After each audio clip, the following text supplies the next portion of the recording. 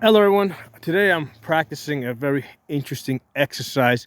What I want to do is take one shot on the bottom bullseye and then immediately, as fast as possible, take a second shot on the top bullseye. And I'll explain why in a second. But that's the goal. I can take my time with the first shot on the bottom, but the second shot on the top has to be like ideally immediate or as close to immediate as possible. Okay, well, so let's talk about what I'm practicing today. So there's a technique that sniper teams or designated marksmen will use where they're not sure of the distance, right? And there could be many reasons why they're not sure of the distance. But a technique that they will use is they'll have like a pair of shooters, okay? And they talk to each other really quickly, right? They're kind of like side by side. And one guy says that I think that the target's at 600.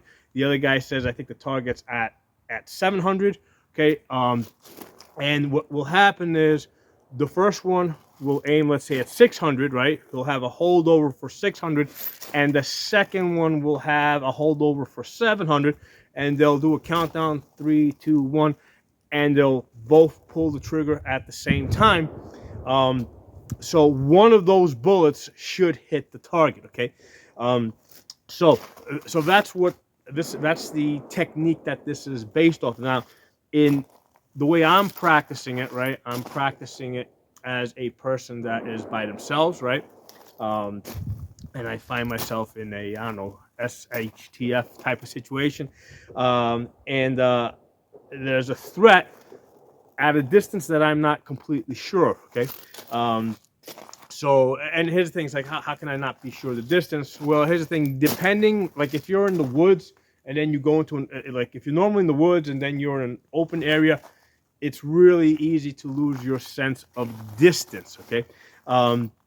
And also, if you're at an elevation, right? So, if normally you're shooting, on the ground, and now you find yourself in an elevated position, right? Um, you know, you know, because of whatever, you could be on the top of a hill or top of a tree or whatever. That also messes with your sense of distance. Okay, so in a situation where you're not sure of the distance, you can be like, okay, I'm not sure if this target is at 300 or if it's at 500 or if it's at 400 or 600. Okay, and 600 is within the capabilities of your AR, although that's kind of pushing it. Okay, you usually, you probably need some type of magnification, but to be in a place where, like, I don't know if it's 400 or 500, that's significant, right? Because you can make shots at 500, right? Or definitely 300, 400. You can definitely make those shots if you have the right holdover. Okay, now the holdovers are, if you have a 50-yard zero, okay, 50-yard zero. You got your first zero. Your first zero is at 50 yards. Second zero is at 200 yards. At 100 yards, you're about 3 or 4 inches high. That's easy, right? So that means from zero distance all the way up to about 250 yards, you put the bullseye, let's say here, right? Or here, wherever you put it, because you might only see a head. You're either going to be 4 inches high or 4 inches low, right? So 4 inches low or 4 inches high, you can still hit your target. But once you get out to 300 yards, now with that 50-yard zero, now you have like a 10-inch drop. Okay, so what that means is to make a chest shot, you gotta put the bullseye on the face to drop it here. Okay, or if all you see is a head, you gotta hold over. You gotta put your dot over the head in order to hit it. Okay, and then so let's just stick with the center mass for a second. Okay, so at 300 yards, you put the bullseye on the face to hit the chest. Okay, at 400 yards, you put, I'm sorry, not the bullseye, you put the dot on the face to hit the chest, right? At 400 yards, you put the dot on top of the head. Okay, you lollipop the target so you can land center mass. Okay, and at 500 yards, you cut your target in half, right? You cut your man in half, and then you lift that up over his head, right? So this distance here, you lift that up over his head. That's your holdover with the 50-yard zero.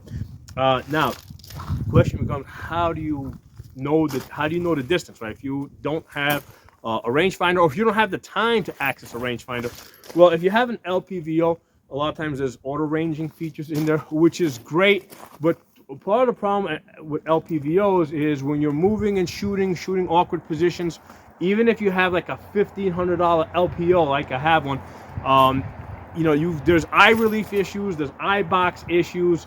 You know, I mean, yeah, under ideal range conditions, that's not a problem, but moving and shooting, that can become a problem. So for that reason, I find that the, you know, these large window holosun 510C or EOTech type, you know, optics, these are the best, right? These are the easiest to use under most of your combat conditions.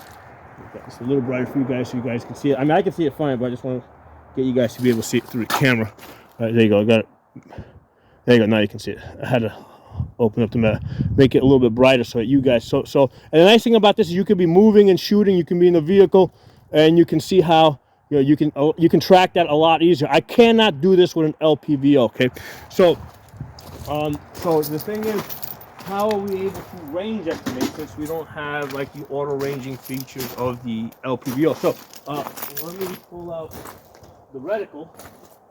Okay, so this is the circle dot that you guys saw, 65 MOA. So basically at 100 yards, my man's gonna basically foot here, head here, right? That's at 100 yards. He's gonna take up the whole circle, right? At 200 yards, which is down here, okay, his feet are gonna go there, and his head's going to go to the dot, right? So he's taking up basically half the circle. So from here to here, that's at 200 yards, okay? We focus you guys in. So at 300 yards, right, he's going to, between the bottom and the dot here, he's going to come up about 3/4 of the way. I'll get my finger out of the way. So at 300 yards, his feet are going to go there. His head's going to come up about 3/4 of the way. At 400 yards, he's going to come up about half of the way, right? So feet there, his head's going to come up to the halfway point between your dot and the bottom here. And at 500 yards, he's going to come up about 1/4 of the way. Or what I find is that he matches this little hash, right? You see these little hashes that are around the sides over here. At 500 yards, your man's going to be about the same height as that at that hash. So you can use your circle dot to range estimate. That's why, like, all red dots must have a circle. Do not waste your money on a dot only optic, okay? So the circle dot gives me the ability to range estimate. However, it gets weird if your guy is, like I said, you can only see the guy from the waist up. Or if he's, you know, if he's laying prone, or you see his head, you know, or he's like behind bushes or whatever. So sometimes it can be very difficult to range estimate with any range estimating systems. Stop for a second. Even if you have a rangefinder, right? Because one of the things, I did a separate video on this.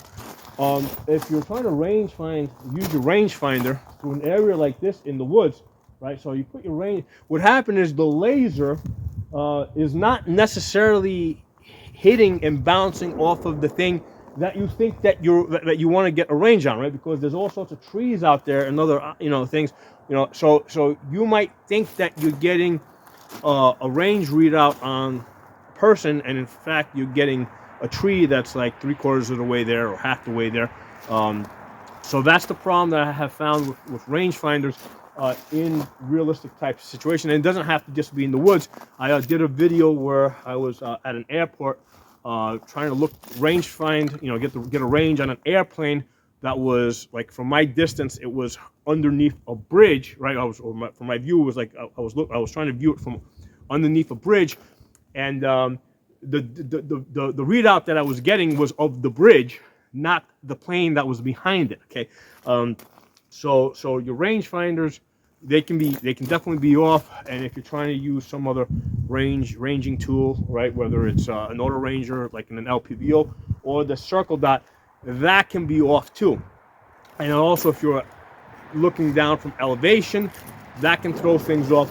So it's very typical to find yourself in a situation where you're not sure if something is at 300 yards or 400 yards. Sometimes even 200 yards or 300, you know, because especially from elevation, sometimes 50 yards looks like 150 yards to you, you know. So unless you're used to looking at things from a specific elevation and being aware of the distance, it can be very confusing. So for this reason, what I'm doing is I'm practicing this exercise where if I think that the threat is, it can be at this distance or that one, I'm not sure, I want to basically take my first shot on the target and then basically take another shot just above the target at what I think would be my normal holdover, okay? So if I think my threat is either at 200 yards or 300 yards, it's boom, boom, on top of the head, right? So boom, no, face, boom, boom, okay? Or if I'm thinking it's 200 yards or 400 yards,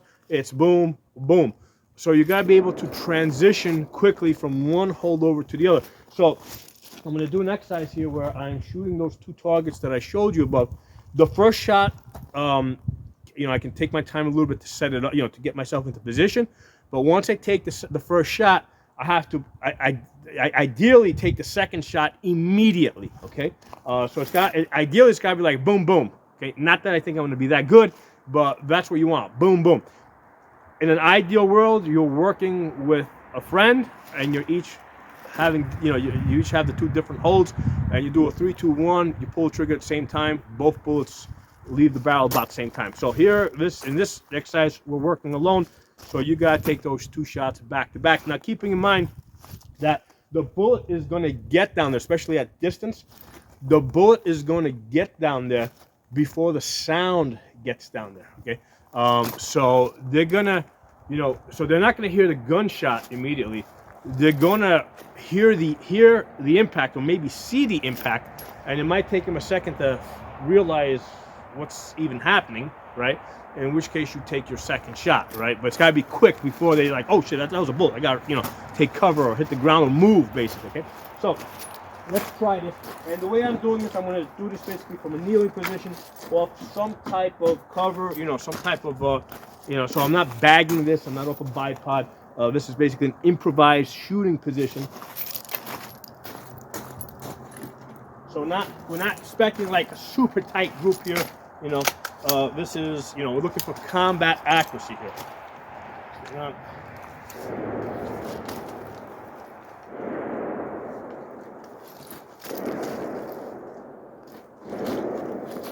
So I'm gonna do 3 pairs, okay? I'm gonna do 3 pairs, and then we'll go down and we'll take a look and see if I'm able to make the hits. And I'm paying attention to see, okay, how quick are my shots, right? Because I want to try and get them off fast as possible, but it may not work that way. We'll see how it works. Okay? I'm basically coming up into a position here.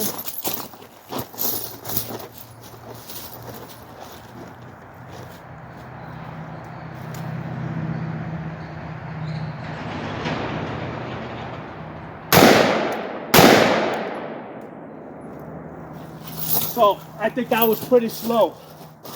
Let's try and do that again.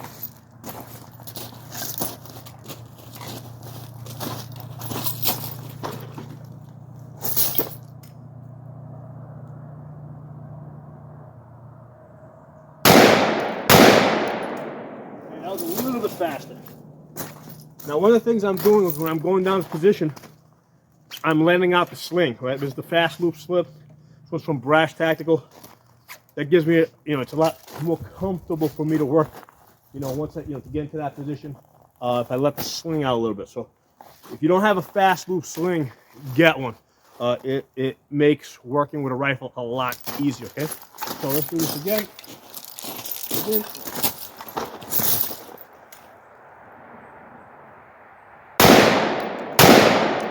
That one sucked. Okay, that was slow. The middle one, I think, was the fastest. But let's go see if we got any hits down there. Let's take this off. All right, let's go down there. So that's only at 50 yards.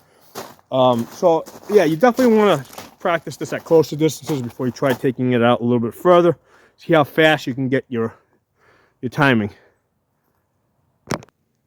All right, so let's take a look at this. Again, this is at 50 yards. So first of all, I'm going to tell you guys that the second one, which is up here, I'm actually surprised that the 3 shots were that close to the bullseye. I thought I had way more movement on the second shot, okay? I expected it to be a little bit further apart than that. Down here with the first shot that I took, okay, I got basically two pretty much on the bullseye here. One I threw way out there. No excuse for that. Okay, no, definitely no excuse for that. But the second shots, I expected these to be.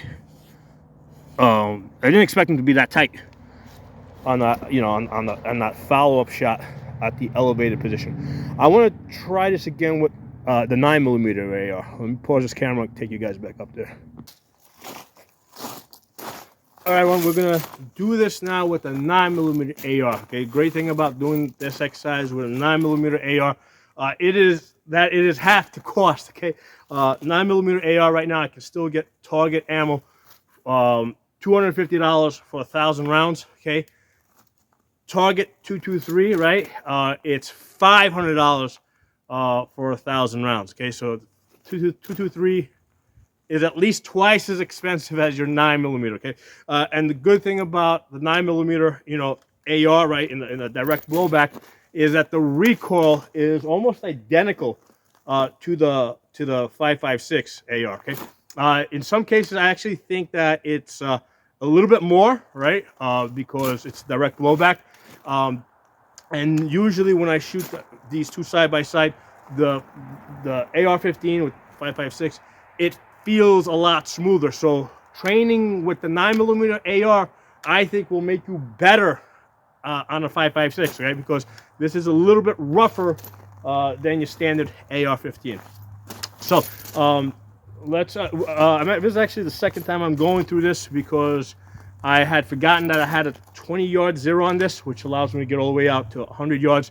At 50 yards, it's shooting like at the top of the paper, and it doesn't show you guys a good grouping. So what I'm going to do is I'm going to be holding at the very bottom of the paper at 50 yards, again, because I have a 20-yard zero on this rifle.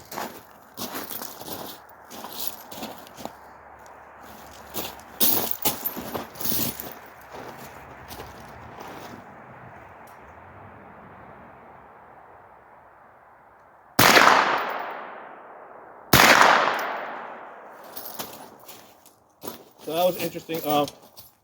One of the things I found is that the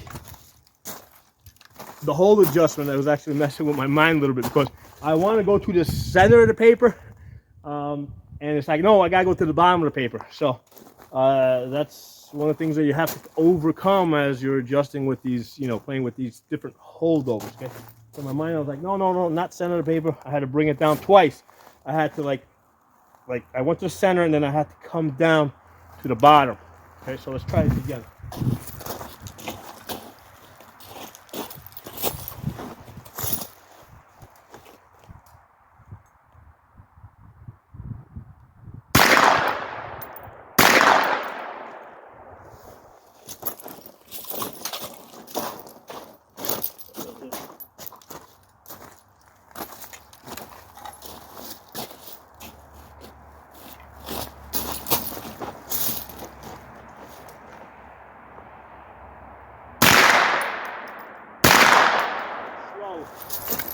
Definitely slow. I gotta concentrate on trying to get my shots, the second shot off faster. I don't mind the first shot being slow because they don't know that you're shooting at them yet. But the second shot, you gotta get that second shot over there before they have, before they realize what's happening, and and move.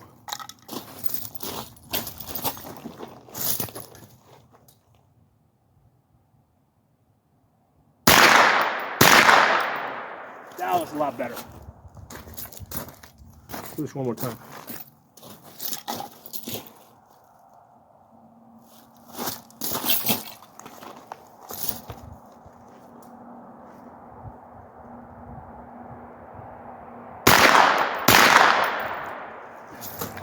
Definitely getting better with it.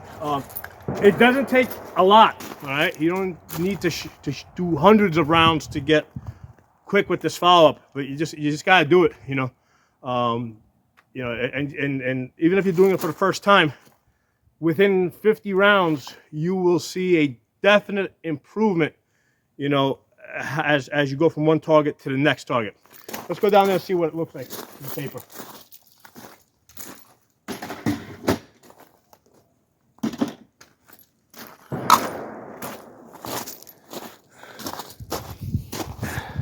pause it. All right, so let's take a look at it.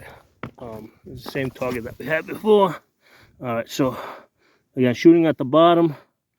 Put a square around this. Or actually, I'll put a line through it. 1, 2, 3. Yeah, I definitely punched that in 4. I think there's 2 hits went like in the same spot. Okay, so that's the first ones that I did. And again, I'm not, you know, I expect those to be decent. It's the second shot, right? The second shot that I'm taking fast that I want to be able to get on target. And this one actually looks pretty good because I think we did 5. So you got 1, 2, 3, 4, and 5. So yeah, I mean, I'm really concentrating on, you know, not concentrating. I'm focusing on trying to get the second shot that I'm doing, trying to get off quickly as I transition from the bottom to the top, and I'm decently happy with that. So in case you were wondering, if you've got a 20 yard zero on your 9mm AR, like I got on that one, yeah, you'll be able to, you know, like you'll be on target at 100 yards, but at 50 yards, like earlier when I was shooting, like when I was holding here, I was impacting up here, right? Or when I was holding here, I was impacting up here. So that's about whatever, like 6 to 8 inches high. So with a 20 yard zero, which, I mean, you're still getting sight center mass, you know, with a 9mm AR. If you got a 20 yard zero, you're going to be high at 50 yards, 6 to 8 inches. So there's a, you know, I think this is a very useful exercise. If nothing else, it's a lot of fun. So give it a try. Let me know what you guys think. And also check your subscriptions, because one of the things I've been finding out is that YouTube particularly is unsubscribing lots of people, right? So if you're following my channel regularly, like, and it's occasionally popping up, because I post videos like almost every day. If you're only seeing videos occasionally, make sure that you're still subscribed. Okay, so thanks for watching. I'll talk to you all soon.